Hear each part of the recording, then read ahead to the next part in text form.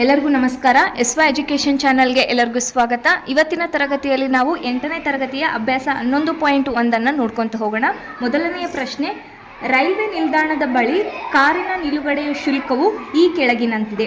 4 ಗಂಟೆ ಏನಾದರೂ ರೈಲ್ವೆ ನಿಲ್ದಾಣದ ಬಳಿ ಕಾರ್ ಏನಾದರೂ ನಿಲ್ಲಿಸಿದರೆ 4 ಗಂಟೆಯ ಅವಧಿಗೆ 60 ರೂಪಾಯಿ, 8 ಗಂಟೆಗಳ ಅವಧಿಗೆ 100 ರೂಪಾಯಿ, 12 ಗಂಟೆಗಳ ಅವಧಿಗೆ 140 ರೂಪಾಯಿ, 24 ಗಂಟೆಗಳ ಅವಧಿಗೆ 180 ರೂಪಾಯಿ.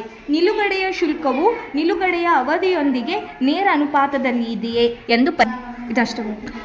ಈ ಪ್ರಶ್ನೆ ಏನು ಕೇಳಾರಪ್ಪ ಅಂತಂದರೆ, ನಿಲುಗಡೆಯ ಅವಧಿಯನ್ನು ಕೊಟ್ಟಾರ, ಆಮೇಲೆ ನಿಲುಗಡೆಯ ಶುಲ್ಕವನ್ನು ಕೊಟ್ಟಾರ.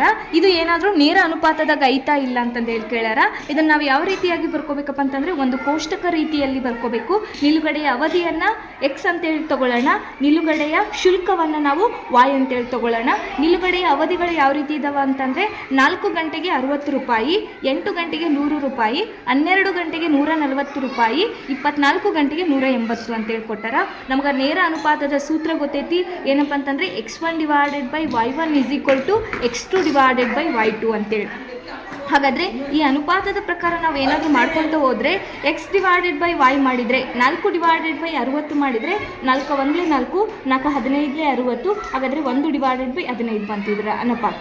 ನಂತರ 8 ಡಿವೈಡೆಡ್ ಬೈ 100 ಮಾಡಿದಪ್ಪ ಅಂತಂದರೆ 4 2 8, 4 25 100, ಹಾಗಾದರೆ 2 ಡಿವೈಡೆಡ್ ಬೈ 25. ಇದನ್ನು ಮತ್ತೆ ನಾವೇನಾದರೂ ಕಟ್ತಾ ಹೊಡೆದ್ರೆ ಪಾಯಿಂಟ್ನಾಗ ಬರ್ತೈತಿ. ಹಾಗಾದರೆ ನಾವು ಇಲ್ಲಿಗೆ ಸ್ಟಾಪ್ ಮಾಡೋಣ. 2 ಡಿವೈಡೆಡ್ ಬೈ 25 ಬಂತು. ಅದೇ ರೀತಿಯಾಗಿ 12 ಡಿವೈಡೆಡ್ ಬೈ 140 ಮಾಡಿದರೆ 3 ಡಿವೈಡೆಡ್ ಬೈ 35 ಬರ್ತೈತಿ. 24 ಡಿವೈಡೆಡ್ ಬೈ 180 ಮಾಡಿದರೆ 2 ಡಿವೈಡೆಡ್ ಬೈ 15 ಬರ್ತೈತಿ. ನೇರ ಅನುಪಾತದ ಪ್ರಕಾರ ಈ ಎಲ್ಲ ಅನುಪಾತಗಳು ಏನಾಗಿರಬೇಕು, ಸಮನಾಗಿರಬೇಕು.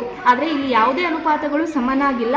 ಅದಕ್ಕೋಸ್ಕರ ಇದು ಏನಪ್ಪ ಅಂತಂದರೆ ನೇರ ಅನುಪಾತ ಇಲ್ಲ ಅಂತ ನಾವು ಬರಿಬೋದು. ಏನಂತ ಬರಿಬೋದು, ಈ ಥರ ಒಂದು ಕೋಷ್ಟಕವನ್ನು ಹಾಕಿ ಅನುಪಾತವು ಸ್ಥಿರಾಂಕವಾಗಿರುವುದಿಲ್ಲ.